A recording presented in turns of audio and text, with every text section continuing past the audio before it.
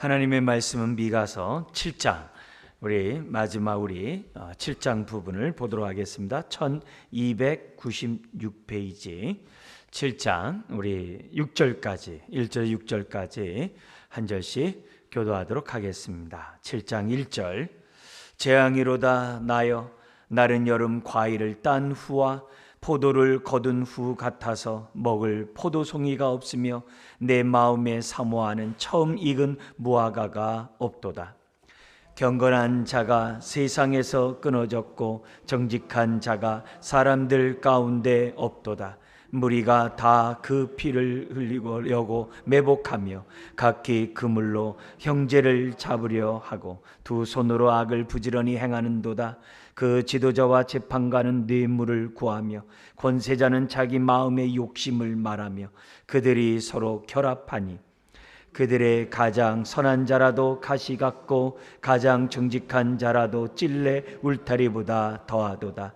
그들의 파수꾼들의 날 곧 그들 가운데 형벌의 날이 임하였으니 이제는 그들이 요란하리로다. 너희는 이웃을 믿지 말며 친구를 의지하지 말며 내 품에 누운 여인에게라도 내 입의 문을 지킬지어다. 아들이 아버지를 멸시하며 딸이 어머니를 대적하며 며느리가 시어머니를 대적하리니 사람의 원수가 곧 자기의 집안 사람이리로다. 아멘. 지금 우리가 이제 1장에서부터 3장까지는 남유다와 북이스라엘의 죄악에 대해서 아주 이제 엄히 책망하는, 특별히 탐심의 그런 종이 되어서 우상 숭배하는 그들의 죄악과 우상 숭배한다는 자체가 자기 탐욕을 채워달라는 거니까 삶이 어떻게 해야 돼요? 정직하기보다 정의롭고 공의롭기보다는 불의와 불법을 행함으로 자신의 탐욕을 채우려고 하겠죠. 그래서 그런 죄들을 1장에서 3장까지 미가를 통해서 하나님이 적나라하게 지적을 합니다. 그러나 그들을 향한 하나님의 마음은 항상 복이잖아요.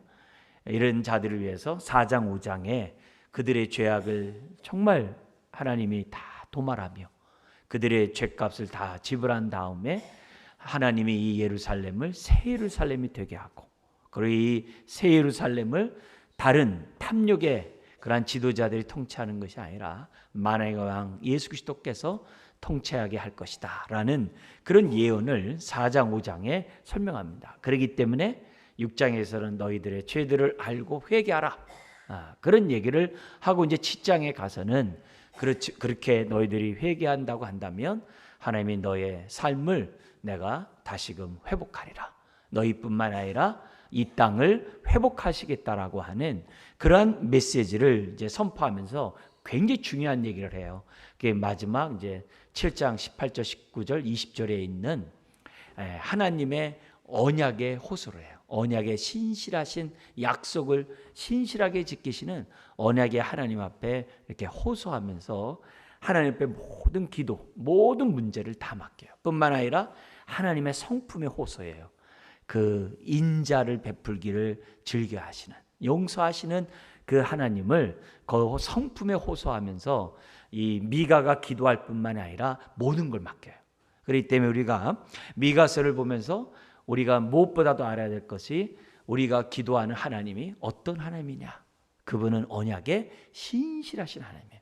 약속의 말씀에 따라서 우리들이 정말 순종하며 살아갔을 때 언약의 축복을 누릴 것이고, 그러나 언약의 말씀에 불순종했을 때는 그 언약의 축복에서 제외된다고 하는 그런 가르침과 동시에 우리들 스스로가 내가 믿고 간구하는 하나님이 정말 인자가 많으신, 정말 용서하기를 즐겨하시고 긍휼을 베풀기 원하시는 이 하나님을 우리가 믿고 정말 의지하는 가운데 이 죄악이 관영한 이 세상 속에 저와 여러분들이 정말 미가의 말씀처럼 살아가는 우리가 되어야 될 줄 믿습니다.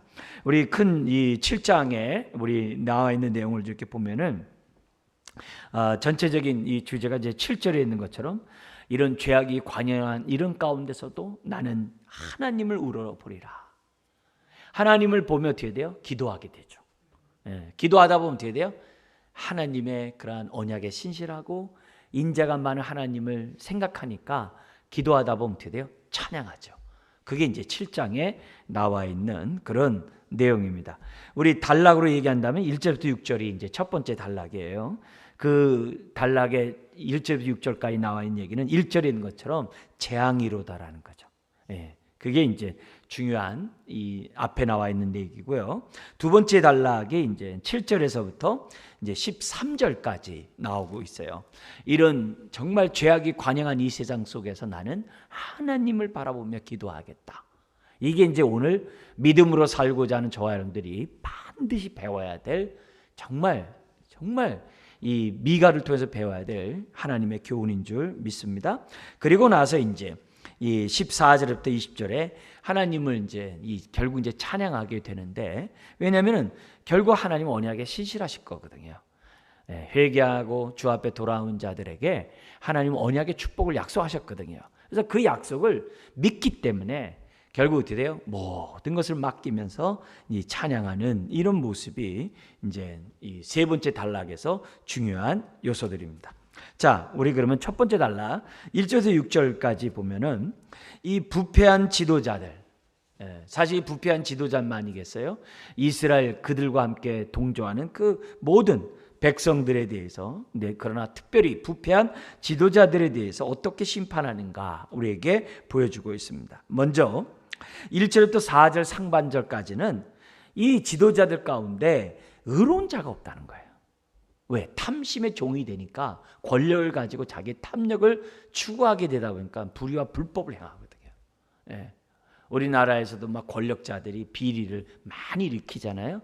예나 지금이나 그건 별반 다 하나님이 그 마음이 없고 하나님의 말씀이 떠난 인생은 다 두 주인을 섬기게 돼 있어요. 이 탐욕의 종이 되게 돼 있습니다. 그래서 의로운 관원이 전혀 없음을 탄식하는데, 어떻게 탄식하냐면 1절에 이렇게 시작을 합니다. 재앙이로다 나여, 나는 여름 과일을 딴 후와 포도를 거둔 후 같아서 먹을 포도송이가 없으며 내 마음에 사모하는 처음 익은 무화과가 없도다. 이게 나는 미가도 되지만 나는 지금 죄악으로 말미암아 하나님의 심판 앞에 놓여 있는 그 지도자들의 불의와 불법으로 백성들이 도탄에 빠져 있는 그런 탄식도 이렇게 이중적인 의미가 포함되어 있는 거예요. 근데 여러분, 지금 지도자들의 그러한 죄악들을 얘기하면서 그들로 인해서 나라가 도탄이 빠졌다는 것을 첫 번째 1절에 뭐라고 얘기하고 있어요? 그건 뭐예요? 포도를 거둔 후 같아서 먹을 포도송이가 없으며 내 마음에 사모하는 처음 익은 무화과가 없도다. 이런 말씀에서 뭐가 느낍니까? 벌써 율법의 토라의 말씀에 따라, 언약의 말씀에 따라 순종하는 사회가 아니라는 거예요. 어떤 의미에서요? 모세오경의 이 토라에 보면은 항상 어떻게 돼요? 농사를 질 때는 가난한 자들을 위해서 먹을 것을 남겨놔야 돼요. 그게 당연한 거예요. 가난한 사람들이 먹을 수 있도록 항상 모든 부분에서는, 열매에서나 모든 그런 부분에서는 남겨놔야 돼. 근데 어떻게 돼요? 하나도 없어요. 하나도 없어요. 왜요? 긍휼이 없는 거예요. 누가요? 지도자들이. 긍휼이 없는 거예요. 사회 전체에 뭔가 긍휼을 바랄 수 있는 분위기가 없는 거예요. 다 탐욕의 종이 돼서 먼저 움켜잡기에 빠른 그런 모습이에요. 그러나 이것은 이스라엘 입장에서 보면 어떻게 돼야 돼요? 이 입장에서 보면요, 전혀 그들의 삶에 정말 삭막하고 소망이 없는 그런 정말 멸망의 그 상태를 갖다가 또 이렇게 상징하기도 하는 그런 표현입니다. 자, 이제 나중에 이제 심판자들에 의해서 이 아수르라든지 바벨론에서 싹 쓸어가잖아요. 이런 것들을 염두에 두고 있는 내용이 1절 안에 들어가 있습니다. 그렇기 때문에 이런 1절의 모습을 보면서 의로운 관원이 없는 불의한 그러한 지도자들의 입장에서 볼 때 그들의 행동이 남은 게 없는 거예요. 아주 다 끌고 가는 이 악한 이런 행동이 지금 1절부터 나오죠. 아주 삭막하죠. 뿐만 아니라 2절에 보면은 경건한 자가 세상에서 끊어졌고, 여기 경건한 자가 끊어졌고 정직한 자가 사람들 가운데 없도다. 이 경건하고 정직은 언약의 신실한 자, 이렇게 성경은 표현을 합니다. 그러니까 하나님 앞에 경건한 자가 정직하잖아요. 하나님 앞에 불경건한 자는 정직할 수가 없죠. 그러니까 경건한 자가 세상에 끊어졌고 정직한 자가 사람들 가운데 없으니 그 세상이 뭐가 되겠어요? 뭐가 되겠어요? 그러면서 뭐라 그래요? 무리가 다 피를 흘리려고 매복하며 각기 그물로 형제를 잡으려 하고. 그러니까 이런 모습에서 이렇게 보면은 지도자들이 다 그물로 어떻게 돼요? 자신의 탐욕을 채우기 위해서 다 이렇게 사람의 재산이나 이런 생명들을 다 뺏어가지고 매복해가지고 형제들을 잡으려고 하는 아주 그런 행동들을 하는 이런 모습을 보게 됩니다. 그러니까 지금 우리나라의 작금에 이제 뭐 민주화 운동이라고 하면서도 좋아질 것 같지만은 실질적으로 어떻게 돼요?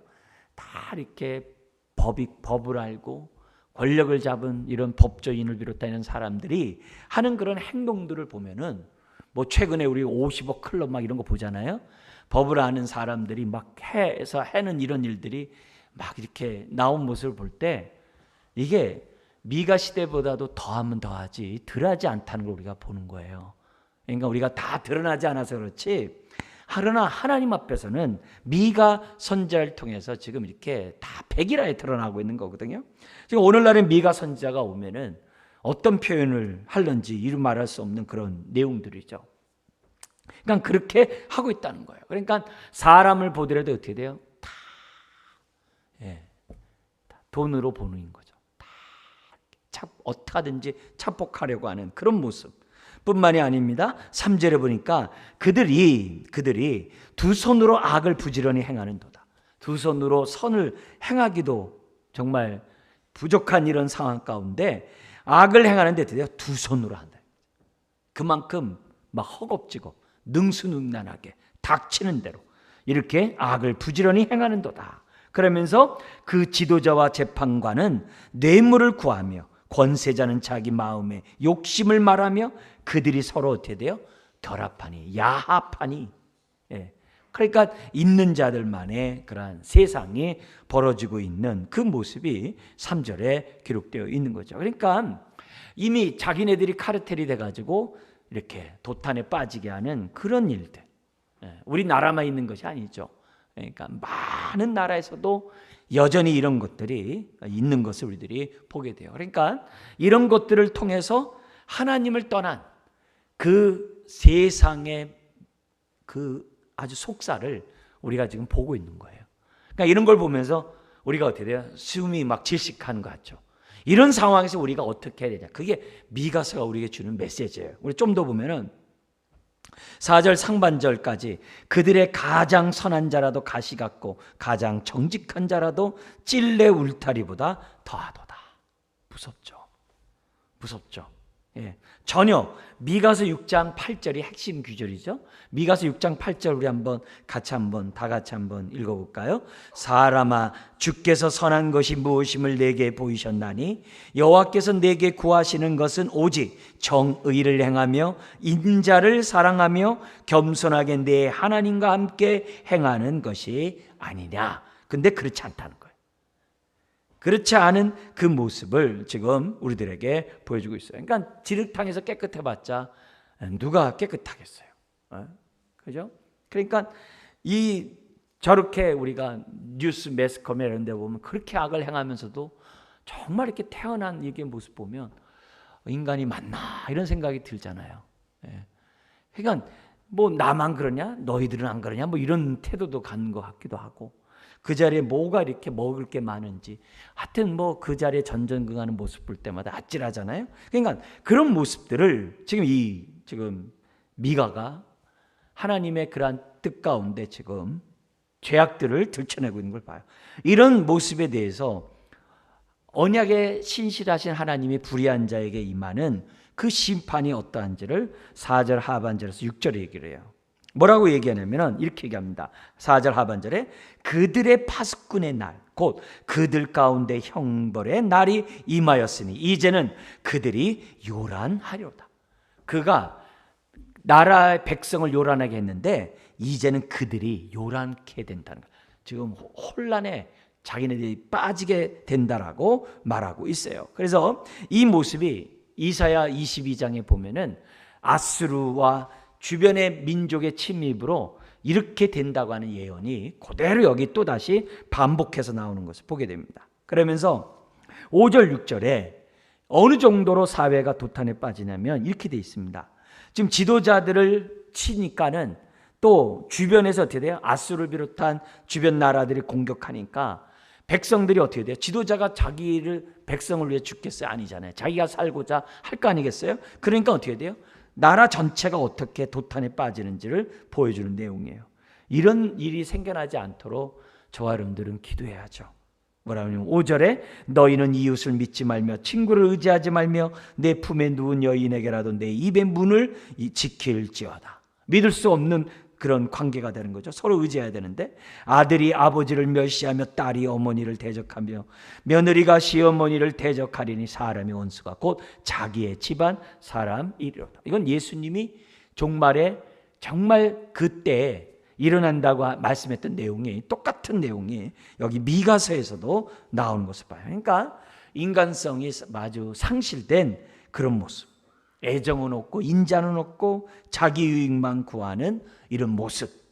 하나님이 우리를 구원하고 성령을 주신 이유가 6장 8절 같이 거기 나온 것처럼 정의를 행하고 인자를 사랑하고 겸손하게 내 하나님과 함께 행하도록 우리를 구원하셨는데 우리 1000만이나 되는 우리 그리스도인들이 정말 6장 8절 같이 살아가지 아니하고 오히려 내가 권력이 없어서 나도 그 자리에 있었으면 한몫할 수 있는데 라는 이런 생각들을 만약 갖고 있다고 한다면 정말 지금 우리가 읽고 있는 이런 정말 끔찍한 상황이 우리들에게 나타날 수 있는 거죠. 이런 상황 속에서 많은 사람들이 내가 이 지도자하고 줄만 잘 되면 얼마나 좋을까. 내가 선이라 잘 돼가지고 나도 좀 떡고물이라도 얻어먹을 텐데 하면서 사람들이 생각한다고 한다면 끔찍하잖아요.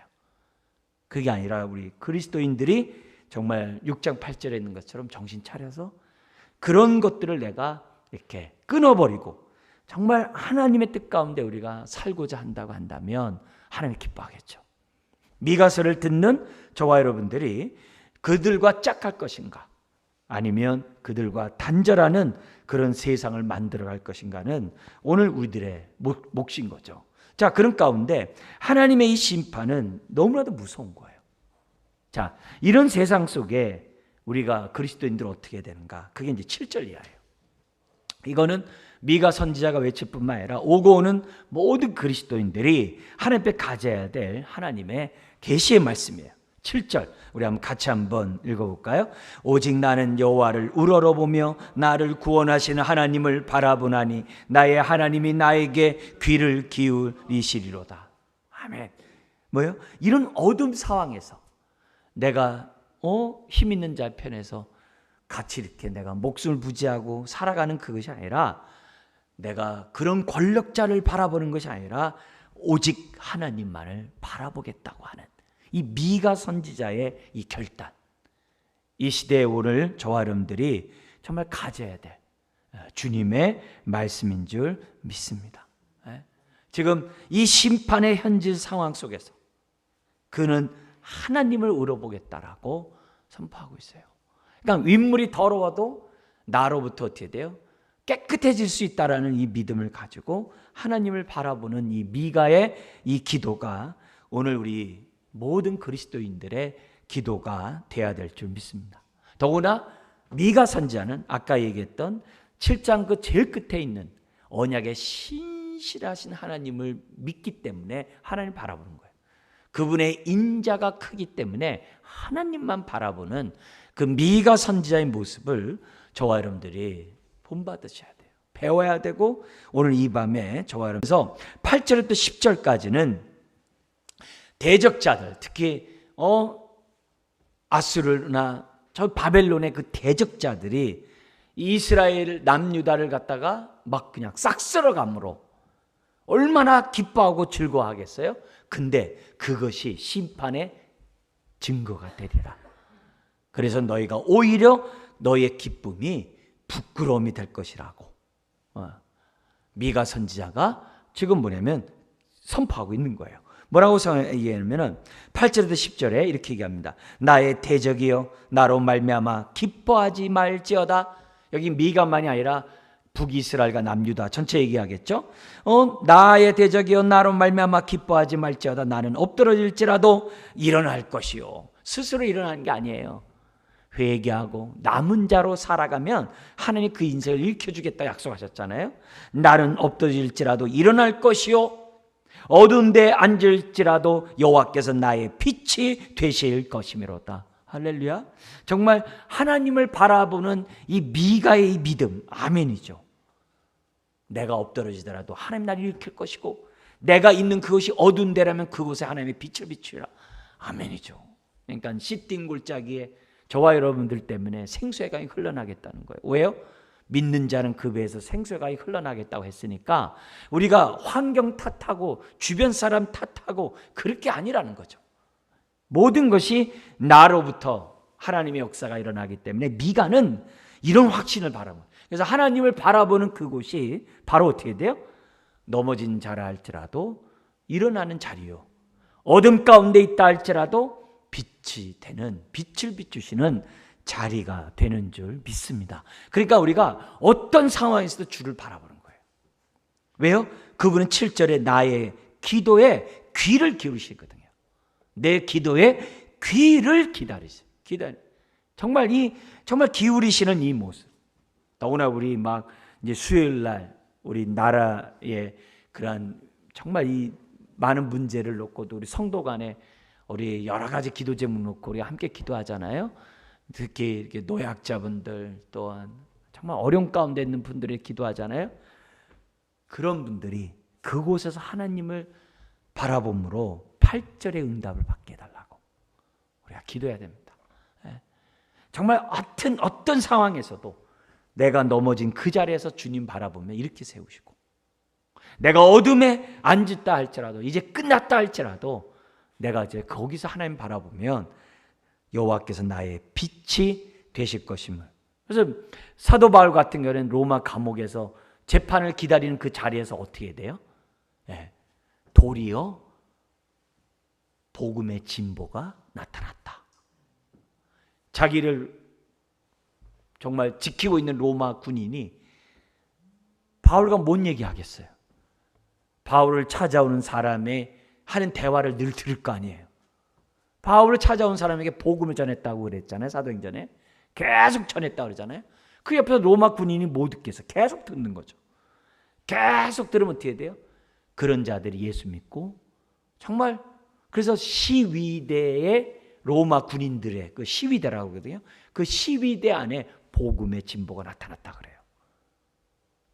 그 자리에 여호와께서 나의 빛이 되심을 바울은 경험했던 것을 보게 됩니다. 그러니까 이게 바로 믿음이죠. 이런 믿음을 달라고 기도하자 이거죠. 그래서 주님, 내가 지금 죽을 지경에 있습니다. 그러나 내가 주님을 바라봅니다.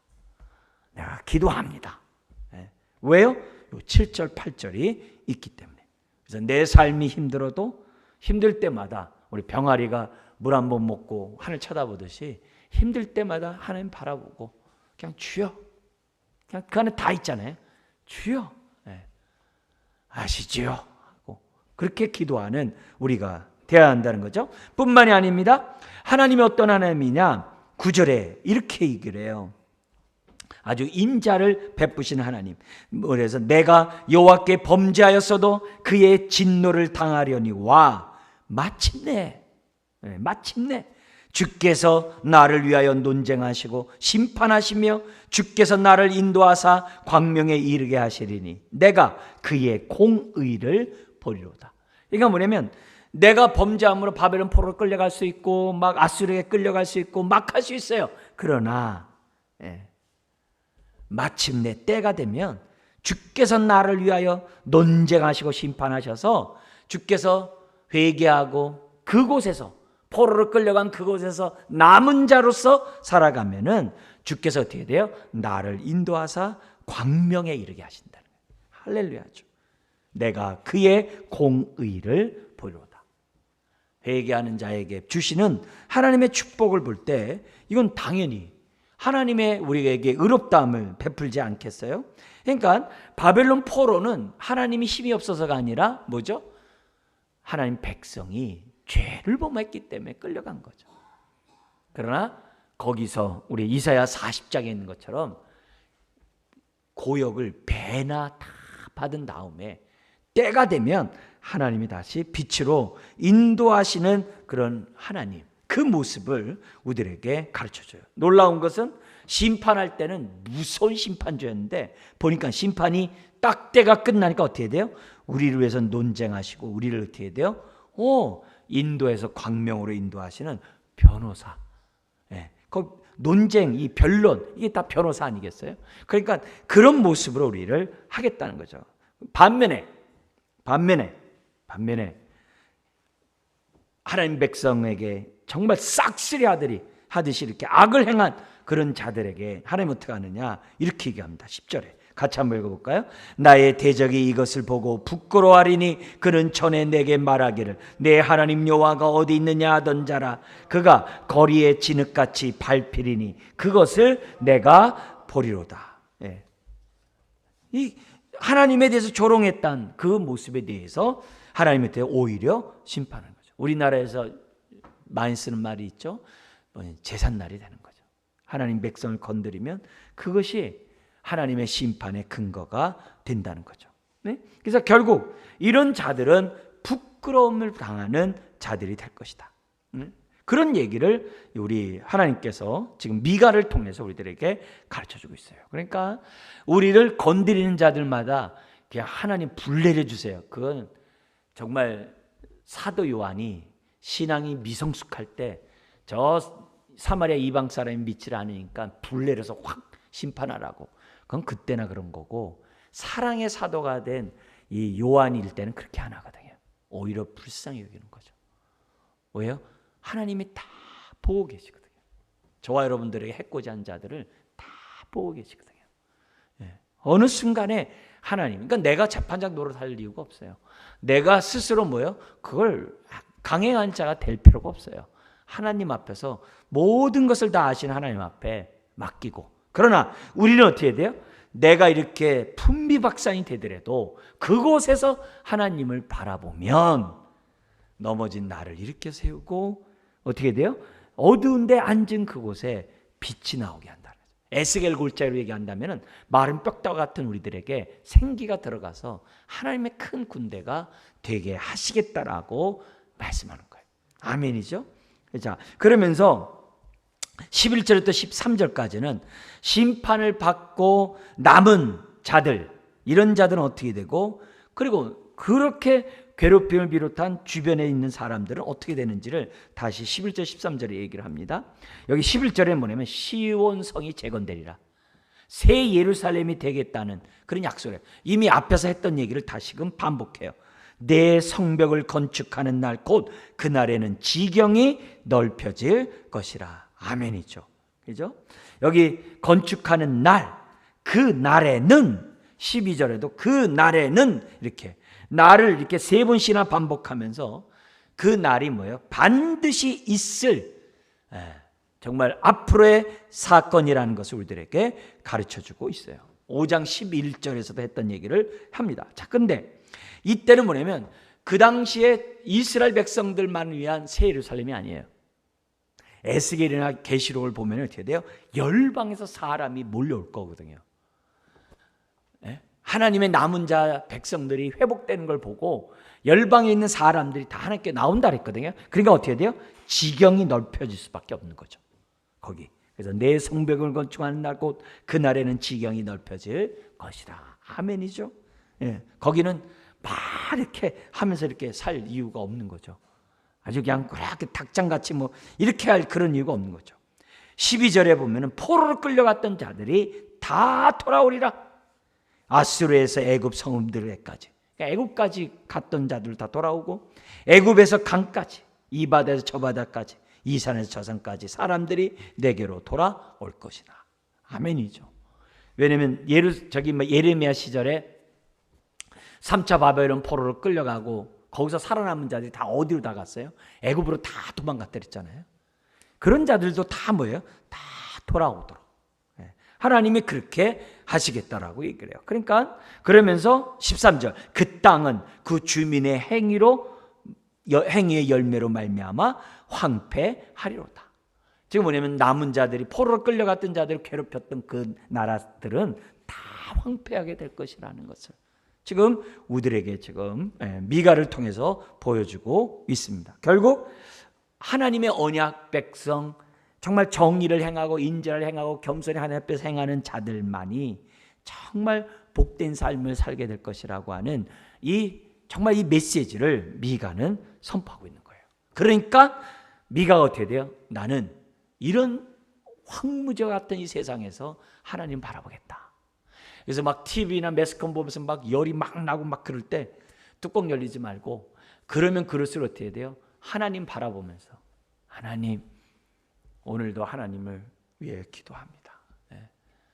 많은 고통당하는 자들이 이런 하나님의 정말 엎드린 자를 일으켜 세우고 정말 어둠 가운데 있는 자에게 빛을 비추셨던 그 놀라운 축복이 우리 정말 고통당하는 성도들이 다 경험할 수 있도록 해달라고, 은혜를 달라고 우리들이 기도하고 또 기도해야 될 줄 믿습니다. 그래야 우리를 통해서 어떻게 돼요? 주변 사람들이 하나님의 건축되는 성벽으로 예루살렘, 새 예루살렘으로 돌아올 수 있는 그런 은혜가 있겠죠. 그리고 나서 이렇게 이제 표현을 합니다. 전반전에 나온 얘기가 뭐냐면은 이 14절에서부터 20절까지 그러면서 이제 기도를 올리는데요. 이제 결국 이제 찬양하죠. 기도했기 때문에 이제 찬양과 연관되는 그런 부분인데요. 그러나 이제 찬양하기에 앞서 똑같이 뭐냐면 기도를 함께 아뢰입니다. 뭐라고 기도하는지 우리가 한번 볼까요?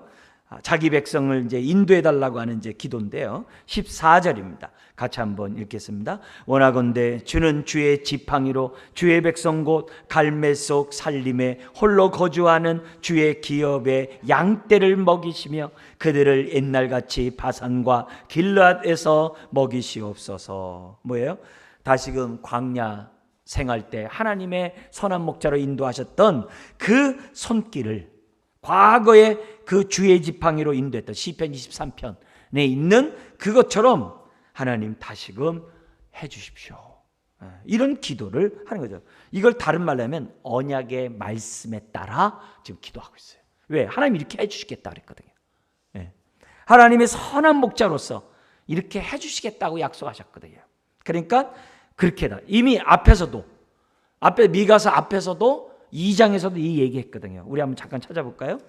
우리 기도하면서 뭐냐면 2장 12절에서부터 13절 2장 12절 13절 말씀 같이 한 목소리로 읽겠습니다. 야곱아, 내가 반드시 너희 무리를 다 모으며 내가 반드시 이스라엘의 남은 자를 모으고 그들을 한 처소에 두기를 보스라의 양떼같이 하며 조장의 양떼같이 하리니 사람들이 크게 떠들 것이며 길을 여는 자가 그들 앞에 올라가고 그들은 길을 열어 성문에 이르러서는 그리로 나갈 것이며 그들의 왕이 앞서가며 여호와께서는 선두로 가시리라. 아멘. 이런 그들은 경험이 있잖아요. 출애굽했을 때 선한 목자 인도한 경험이 있잖아요. 그런 경험이 정말 하나님의 또한 약속이 있잖아요. 하나님 그 언약의 약속을 지켜달라고. 왜요? 남은 자로서 하나님 앞에 회개하고 정의롭지 못한 거, 인자하지 못했던 거, 겸손하지 못했던 것을 회개하고 나온 그런 자들에게 하나님 언약을 지켜달라고 기도합니다. 그러니까 응답이 임했어요. 어떻게 응답이 임했는가? 15절 읽겠습니다. 이르시되 내가 애굽 땅에서 나오던 날과 같이 내가 그들에게 이적을 보이리라 하셨느니라. 그래서 에스겔서에서는 뭐라고 그래요? 포로로 끌려간 자들을 무덤 안에 있는 자들이라고 그래요. 그래서 무덤 안에 있는 자들이 무덤을 박차고 나오리라고 에스겔 얘기를 했거든요. 근데요, 마태복음에 보면은 주님이 부활할 때 무덤 문이 열리고 죽었던 자들이 되어요 예루살렘 성으로 들어온지라고 마태복음에 기록되어 있어요. 근데 그 사건만이 아니라 그 부활의 그 사건의 그 하나하나의 그 규절들, 마태복음 그 규절이 에스겔에 있는 그 말씀과 그대로 똑같은 단어 썼어요. 똑같은 단어 썼어요. 그러니까 에스겔의 그 예언이 주님이 부활한 그 사건을 통해서 그대로 성취되어 있다는 것을 마태복음 보여줘요. 그래서 제가 옛날에 마태복음 강해를 하면서 에스겔과 계속 여러분들 연관해서 말씀을 나눴던 이유가 그거예요. 그러니까 그 너무나 똑같은 단어를 사용하면서 지금 뭐냐면 에스겔의 예언이 예수 그리스도 안에서 성취됐다는 것을 우리들에게 보여줘요. 그러니까 우리가 이미 신약을 살아가면서 이것을 경험한 자들은 훗날 주님의 재림 때도 동일하다, 동일하지 않다, 동일하다는 거죠.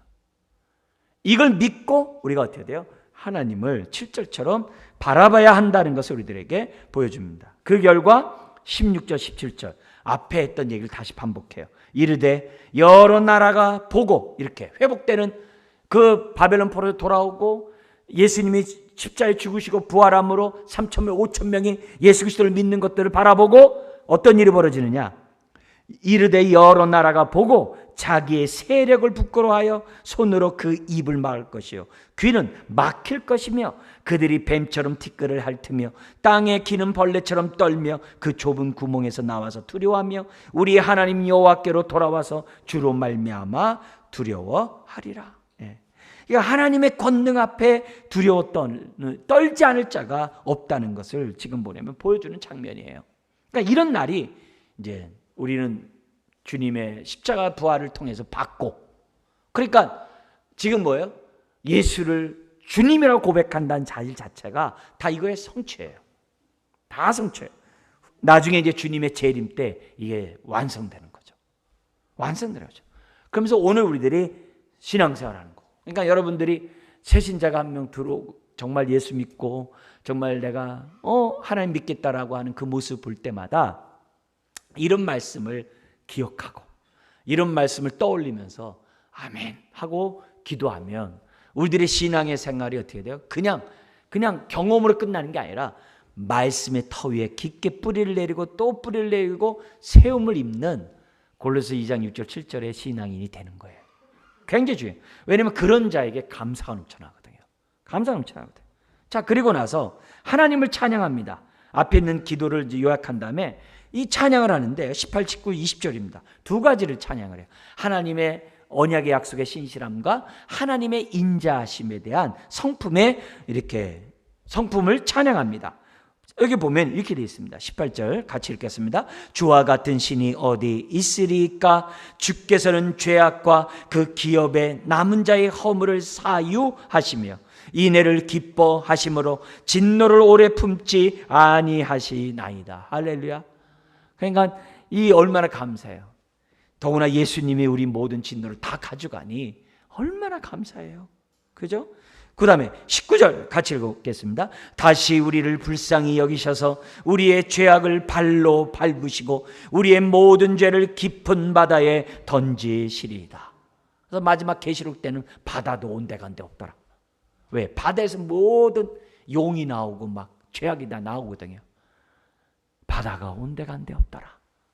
모든 죄악이 다 도말돼 버리는 그런 상황을 얘기하면서 우리가 뭐예요? 그만큼 하나님의 언약 백성의 축복 가운데 이제 살아가게 된다는 거죠. 그러면서 20절 한 번 더 읽겠습니다. 주께서 옛적에 우리 조상들에게 맹세하신 대로 야곱에게 성실을 베푸시며 아브라함에게 인애를 더 하시리이다. 할렐루야. 결국 하나님은 어떻게 돼요? 아브라함에게 약속한 그 약속을 반드시 지키는 거죠.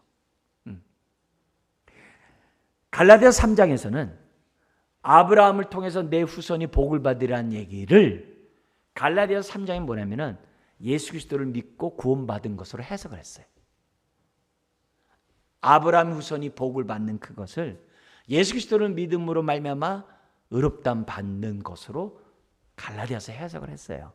그러니까 그렇게 해석을 해야 돼요. 우리가 바울을 통해 그렇게 말씀했기 때문에. 그러니까 그런 축복이 지금 뭐예요? 오늘 저와 여러분들이 임한 거죠.